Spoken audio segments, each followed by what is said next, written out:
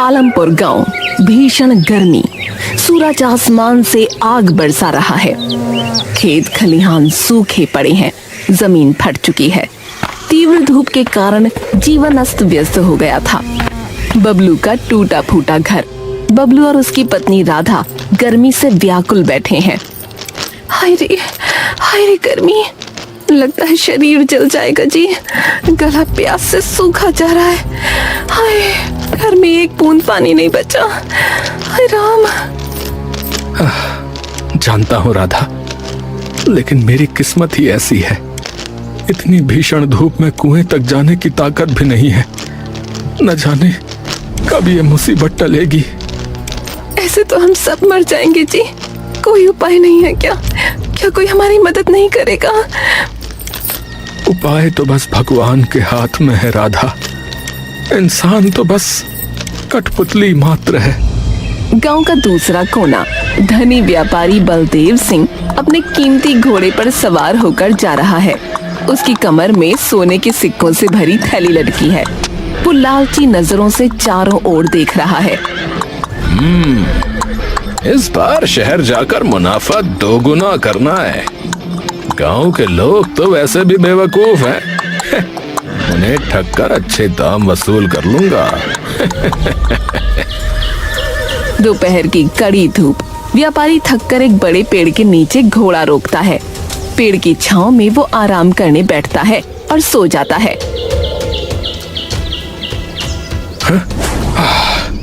अरे ओहो, बहुत देर सो गया। अब शहर की ओर निकलना चाहिए। व्यापारी उठकर घोड़े पर सवार होकर चला जाता है, लेकिन उसकी कमर से थैली नीचे गिर जाती है। उसे पता नहीं चलता।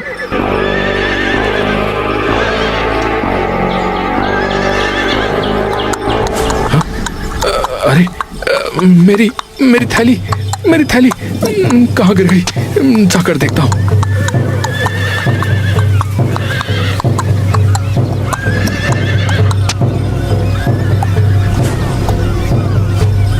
वो बौखलाया हुआ इधर उधर देख रहा है।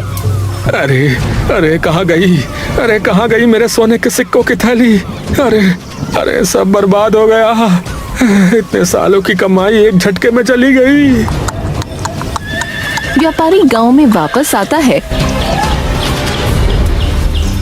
और घोषणा करने वाले को पैसे देकर सबको बताने का इंतजाम करता है। सुनो सुनो सुनो, आलमपुर के लोगों, जरा गौर से मेरी बात सुनो। व्यापारी बलदेव सिंह की सोने के सिक्कों से भरी थैली कहीं गुम हो गई है। जो भी गांव का आदमी सोने के सिक्कों की थैली को तलाश करके व्यापारी जी को लाकर देगा, उसे 10 सोने के सिक्के इनाम में दिए जाएंगे। इस गर्मी में अपनी किस्मत आजमाओ और जल्दी से उस थैली की खोज शुरू करो। सुनो सुनो सुनो। अरे भैया, ये व्यापारी हमें क्या मूर्ख समझता है? जो इस गर्मी में हम इसके सोने के सिक्के की थैली ढूंढते फिरे हैं। और अगर मान भी लो कि किसी गांव वाले ने इसकी थैली ढूंढ के इसको दे भी दी, तो ये उसे एक सोने का सिक्का भी नहीं देने वाला भैया। ये सब उस लालची की चाल है। तुम सही कहते हो भाई। अगर मुझे इसकी थैली मिल गई तो मैं कानों कान किसी को खबर नहीं होने दूंगा। हाँ, और अपना बोरिया बिस्तर बांधकर किसी दूसरे गांव चला जाऊंगा भैया। पूरे 2 दिन गुजर गए, लेकिन व्यापारी की सोने के सिक्कों की थैली का कुछ पता न चला। वो घोषणा करने वाले से कहने लगा, अरे मेरी वो थैली मेरी जिंदगी भर की कमाई है। मेरे खून पसीने की कमाई। सालों तक मैंने रात दिन मेहनत की, तब जाकर वो सोने के सिक्के इकट्ठे किए थे। मुझे नहीं लगता कि इस तपती गर्मी में कोई मेरी थैली को ढूंढने की कोशिश करेगा। अगर किसी को थैली मिल गई और उसने ईमानदारी से लौटा दी तो मैं उसे एक सोने का सिक्का दे ही दूंगा, उसकी मेहनत का। लेकिन अगर किसी ने चालाकी करने की कोशिश की तो मैं उसे बख्शूंगा नहीं। जी व्यापारी जी, आप बिल्कुल चिंता मत कीजिए, आपकी थैली आपको जरूर मिलेगी। मैं पूरे गांव में जासूस फैला दूंगा। जैसे ही वो थैली किसी को मिलेगी वो तुरंत ही हमें बता देंगे। उधर बबलू की पत्नी राधा अपनी पड़ोसन शगुन के साथ अपने घर के बाहर बैठी थी। शगुन, इस बार की गर्मी तो जान लेकर छोड़ेगी। ऐसी गर्मी मैंने अपने जीवन में कभी नहीं देखी। मेरे घर में पानी की एक बूंद नहीं बची और बच्चे प्यास से तड़प रहे हैं। मेरा मन करता है कि मैं इस गांव को छोड़कर कहीं और चली जाऊं। राधा, मेरे दिल का दर्द भी तुझसे कम नहीं है। इस गर्मी की वजह से ना दिन गुजरता है ना रात कटती है। बबलू भी दिन रात इस गर्मी में खेतों में लगा रहता है, लेकिन कुछ हासिल नहीं होता। बस घर का गुजारा ही हो पाता है। हाँ शगुन, सच कहा। मेरे पति भी दिन भर मजदूरी करते हैं, मगर जो कमाते हैं वो पेट भरने को भी काफी नहीं। मैं तो सोचती हूँ कि हमारी जिंदगी हमेशा ऐसी रहेगी। न जाने कब वो दिन देखने को नसीब होगा जब हमारे घर में हर सुख सुविधा होगी। चल अच्छा राधा बहन, मैं चलती हूँ, वो खेत से आने ही वाले होंगे। शगुन राधा के घर से चली जाती है। उतने में ही बबलू आ जाता है।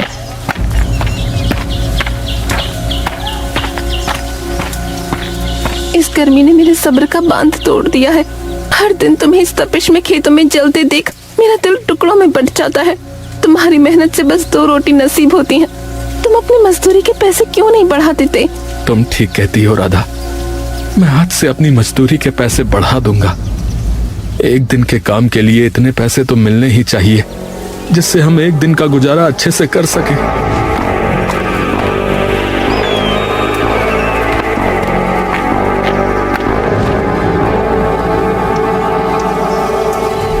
अरे बबलू, अरे खेतों में पानी की सख्त आवश्यकता है। इस गर्मी ने सब कुछ सुखा दिया है रे। तुम तालाब से पानी लाकर मेरे खेतों को सींचो। मैं कुछ दिन के लिए बाहर जा रहा हूँ। मेरे लौटने तक काम पूरा कर देना, ठीक है? जमींदार जी, मैं आपका काम करूंगा, मगर इतनी गर्मी में तालाब से पानी लाना आसान नहीं है। धूप में मेरा शरीर जल जाता है और तालाब तक पहुंचते पहुंचते सारा दम निकलने को हो जाता है। इसलिए जमींदार साहब, अब मैंने अपनी मजदूरी बढ़ा दी है। एक दिन के काम के लिए 2 अशर्फियां देनी होंगी। मेरी मेहनत का यही हक है ताकि मेरा परिवार भूखा ना सोए। 2 अशर्फियां? अरे ये क्या मजाक है बबलू? कहीं तू पागल तो नहीं हो गया है रे? या तेरा दिमाग घास चरने चला गया है जो एक दिन में डबल मजदूरी कर दी? एक अशर्फी में गांव के बहुत से लोग काम करने को तैयार हैं। मैं तो तुम्हें मेहनती ईमानदार समझता था, मगर तुम तो लालची निकले। तुम्हें 2 अशर्फियां कोई भी नहीं देने वाला, वो भी एक दिन की मजदूरी के। तुम तो भूखे ही मरोगे। जमींदार ताने मारकर चला गया। बबलू उदास होकर राधा से बोला, राधा देखा तुमने? इस गर्मी में हमारा पसीना बहाना इनके लिए पानी से भी सस्ता है। जमींदार को मेरी मेहनत की कीमत सुनते ही गुस्सा आ गया। मैं दिन रात जलता हूँ, फिर भी मेरी मेहनत का कोई मोल नहीं। कभी कभी लगता है इस गांव में मेरी ईमानदारी ही मेरी सबसे बड़ी कमजोरी है। बबलू, आपकी ईमानदारी कमजोरी नहीं, आपकी ताकत है। इस गर्मी में आपकी हालत देखकर मेरा मन टूट जाता है। आप बिल्कुल भी चिंता मत करें, मैं आपके साथ हूँ। राधा, तुम्हारा साथ ही मेरा हौसला है। अब से 2 अशर्फियां ही लूंगा, चाहे कोई काम कराए या ना कराए। इतना कहकर बबलू तपती धूप में काम की तलाश में निकल पड़ता है। रास्ते में कुएं के पास उसकी नजर एक चमकती थैली पर पड़ी। वो उसे उठाता है और देखता है कि उसमें सोने के सिक्के भरे हुए हैं। सिक्के देखकर बबलू का दिल जोर जोर से धड़कने लगा। वो फिर सोचने लगा, अरे ये सिक्के किसकी जिंदगी की कमाई है? इस गर्मी में ऐसे खोने वाला कितना बेचैन होगा। अगर मैं इसे रख लूं तो शायद हमारी गरीबी मिट जाए, मगर मेरे मन का सुकून हमेशा के लिए चला जाएगा। ईमानदारी मेरा सबसे बड़ा गहना है और इसे मैं किसी भी कीमत पर नहीं बेचूंगा। मुझे ये थैली इसके मालिक तक पहुंचानी होगी। फिर बबलू सोने के सिक्कों से भरी थैली लेकर अपने घर पहुंचा। राधा देखती है कि बबलू कुछ परेशान है तो वो उससे पूछती है, क्या हुआ जी, अब तो काम ढूंढने गए थे ना, तो फिर इतनी जल्दी क्यों लौट आए? इस गर्मी ने तुम्हें और कमजोर कर दिया है या बात कुछ और है? मेरा दिल बेचैन हो रहा है, बताओ ना। राधा, गर्मी ने नहीं बल्कि मेरे मन ने मुझे बेचैन कर रखा है। रास्ते में मुझे ये सोने के सिक्कों से भरी थैली मिली है। ये किसी के जीवन भर की मेहनत की कमाई है। इसे खोने वाला इस तपिश में कितना रोया होगा, ये सोचकर मेरा दिल कांप रहा है। जिस किसी की भी ये थैली है, मैं उसे ये थैली लौटा दूंगा, वरना मेरी आत्मा मुझे कभी माफ नहीं करेगी। ये आप क्या कह रहे हैं जी? पाई हुई चीज भी कोई वापस करता है क्या? अरे ईश्वर ने ये सिक्के हमारी गरीबी को देखकर दिए हैं। ये सोने के सिक्के हमारी जिंदगी बदल देंगे और हमें इस गरीबी से छुटकारा मिल जाएगा। अब और नहीं जीना मुझे ऐसी जिंदगी को जिसमें हर चीज के लिए तरसना पड़ता है। लेकिन राधा, हम किसी दूसरे का धन कैसे रख सकते हैं? पता नहीं उस आदमी ने ये सोने के सिक्के किस काम के लिए रखे हों। क्या पता वो अपनी बेटी की शादी का सामान लेने जा रहा हो और ये सिक्के की थैली उसकी जेब से निकलकर गिर गई हो। कुछ भी हो सकता है, इसलिए मेरा दिल नहीं मानता कि मैं इन सिक्कों को अपने पास रख लूं। अगर तुम ये थैली उस आदमी को लौटाना चाहते हो तो लौटा दो, लेकिन मेरी एक शर्त है। अगर 7 दिन के अंदर तुम्हें पता चल जाता है कि ये सिक्के किसके हैं तो तुम उसे लौटा देना। अगर 7 दिन के अंदर पता नहीं चलता तो फिर इन सिक्कों पर हमारा अधिकार हो जाएगा। ठीक है राधा, मैं 7 दिन तक इंतजार करूंगा। अगर इन सिक्कों के मालिक का पता चल जाता है तो मैं ये सिक्के उसे लौटा दूंगा। अगर पता नहीं चला तो जैसा तुम चाहो इन सिक्कों का इस्तेमाल कर सकती हो।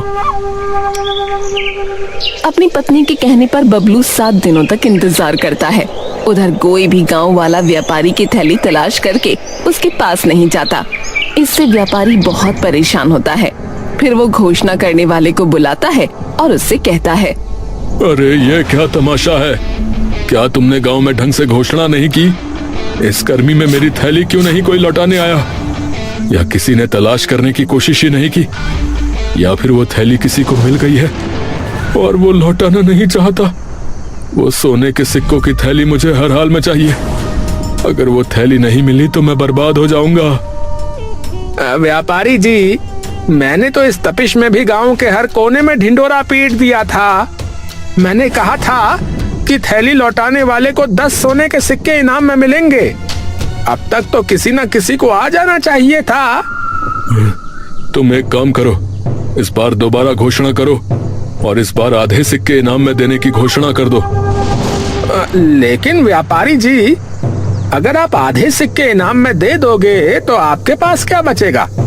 आपका तो उसमें कोई फायदा नहीं होगा। अरे फायदा होगा। एक बार कोई सिक्के लेकर आए तो सही, मैं उस पर चोरी का इल्जाम लगाकर उसे एक सिक्का भी नहीं दूंगा। व्यापारी जी, आपके शातिर दिमाग की जितनी तारीफ करें उतनी कम है और किसी को कुछ देना भी नहीं पड़ेगा।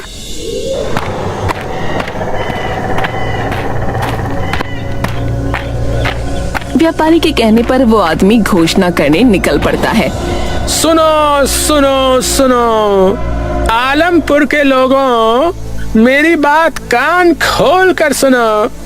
व्यापारी जी के सोने के सिक्कों की थैली कहीं खो गई है। जो भी थैली को तलाश करके व्यापारी जी को लौटाएगा उसे 10 नहीं बल्कि आधे सोने के सिक्के मिलेंगे। जी हाँ, आपने सही सुना, आधे सोने के सिक्के। तो ये मौका बार बार नहीं आने वाला है। इस गर्मी में जल्दी अपनी किस्मत आजमाइए और थैली को ढूंढकर व्यापारी जी को लौटा दीजिए। उसके बाद तुम माला माल हो जाओगे। सुनो सुनो सुनो। घोषणा करने वाले की आवाज बबलू के कानों तक भी पहुंच जाती है। वो जल्दी से अपने घर जाता है और अपनी पत्नी से कहता है, राधा, ये सोने के सिक्कों की थैली हमारे गांव के व्यापारी की है। उसने घोषणा करवाई है कि जो भी गांव वाला उसको थैली वापस करेगा, व्यापारी उसे आधे सोने के सिक्के देगा। झूठ, बिल्कुल झूठ। वो व्यापारी कभी ऐसा नहीं करेगा। वो लालची है। अपने आधे सोने के सिक्के भी किसी को दे दे, ये वो कभी नहीं करेगा। ये सब उसकी चाल है। उसने गांव के बहुत से लोगों को धोखा दिया है। तो मैं क्या करूं राधा? ये थैली व्यापारी को नहीं लौटाऊं? अगर व्यापारी को भनक भी पड़ गई तो वो हमसे थैली भी छीन कर ले जाएगा और हमारे साथ बदतमीजी भी अलग से करेगा। इसलिए भलाई इसी में है कि मैं उसकी थैली लौटा देता हूं। अब चाहे वो मुझे मेरा इनाम दे या ना दे। ठीक है, जैसा तुम्हें अच्छा लगे वैसा करो। बबलू थैली लेकर व्यापारी के पास पहुंच जाता है। जब व्यापारी बबलू के हाथ में अपने सोने के सिक्कों की थैली देखता है तो उसकी खुशी का कोई ठिकाना नहीं रहता। व्यापारी जी, मेरा नाम बबलू है। ये आपकी सोने के सिक्कों की थैली मुझे कुएं के पास मिली थी। मैं इसे आपको लौटाने आया हूँ। ये लीजिए आपकी अमानत। मैंने तो मान लिया था कि अब मुझे मेरी थैली नहीं मिलेगी और मैं बर्बाद हो जाऊंगा, लेकिन तुमने मेरी थैली लौटाकर मेरा व्यापार बचा लिया। कल मेरे व्यापार का सामान आने वाला है। व्यापारी ये कह ही रहा था कि वो सोचने लगा, अभी ये बबलू मुझसे अपना इनाम मांगेगा, लेकिन मैं इसे ऐसा सबक सिखाऊंगा कि ये अपना इनाम मांगना भूल जाएगा। ये सोचकर व्यापारी सोने के सिक्के गिनने लगता है। फिर बबलू से कहता है, अरे इस थैली में 100 सोने के सिक्के थे, लेकिन इसमें तो अब 50 ही सिक्के मौजूद हैं। मुझे लगता है कि तुमने अपना इनाम पहले ही निकाल लिया। चलो अच्छा किया, वैसे भी मुझे तुम्हारा इनाम तो देना ही था, है ना? व्यापारी की ये बात सुनकर बबलू घबरा जाता है और व्यापारी से बोलता है, अरे ये आप क्या कह रहे हैं व्यापारी जी? इस थैली में 100 नहीं बल्कि 50 सोने के सिक्के थे। जब मुझे थैली मिली थी तो मैंने खुद अपने हाथों से सिक्के गिने थे। अरे तो तुम्हारे कहने का क्या मतलब है रे? कि हम झूठ बोल रहे हैं और हम तुम्हारा इनाम नहीं लौटाना चाहते हैं? नहीं व्यापारी जी, ऐसी बात नहीं है। अरे तो फिर कैसी बात है?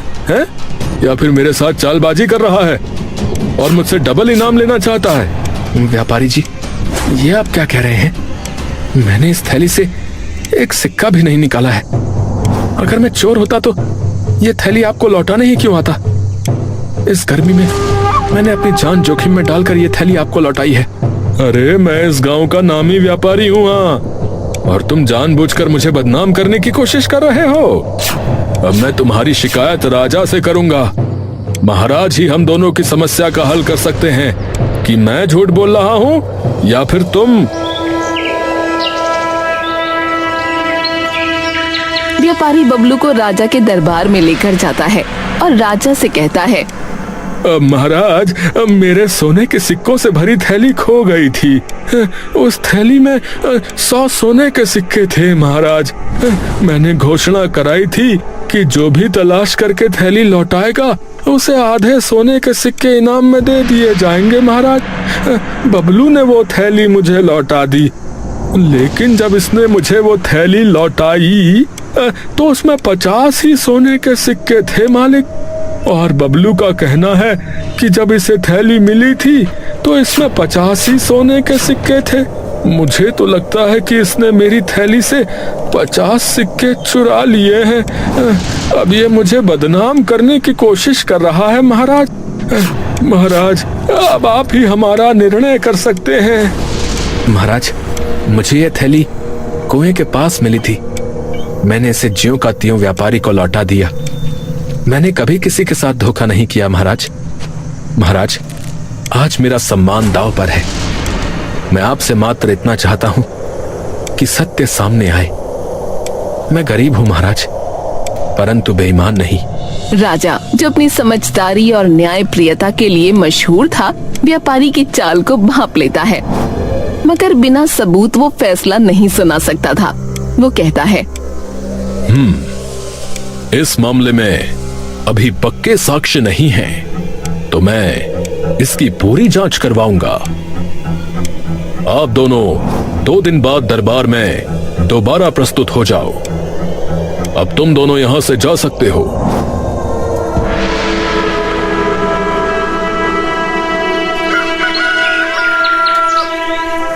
2 दिन बाद राजा दोनों को फिर बुलाता है और उन दोनों से कहता है, व्यापारी, तुमने कहा कि तुम्हारी थैली में 100 सोने के सिक्के थे, है ना? तो ये 50 सोने के सिक्कों वाली थैली तुम्हारी कैसे हो सकती है? तुम अपनी 100 सिक्कों वाली थैली को तलाश करो। और बबलू, ये 50 सोने के सिक्कों की थैली तुम अपने पास रखो।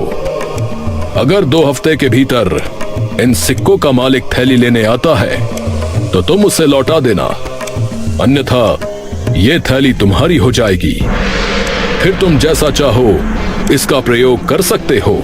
राजा की बात सुनकर व्यापारी गुस्से से तिल मिलाता है, मगर वो कुछ भी नहीं कर सकता।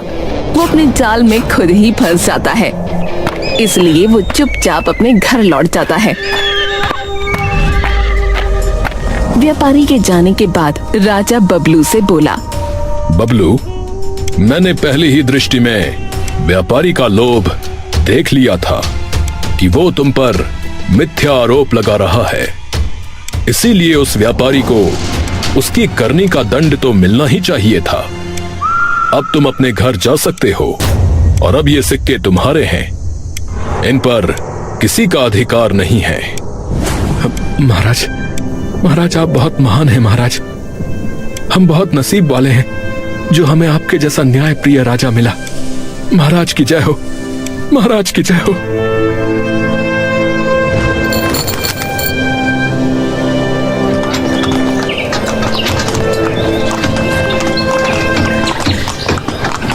फिर वो अपनी पत्नी को सारी बातें बताता है कि किस तरह राजा ने उस लालची और धोखेबाज व्यापारी को सबक सिखाया। ये सुनकर राधा बहुत खुश हो जाती है। ये सब तुम्हारी सच्चाई और ईमानदारी का चमत्कार है। मुझे विश्वास ही नहीं हो रहा कि वो सिक्के राजा ने हमें दे दिए हैं और तुम्हारी ईमानदारी से खुश होकर इतना सारा धन भी दे दिया। लेकिन अब मैं चाहती हूँ कि तुम जमींदार के सिक्के वापस कर दो।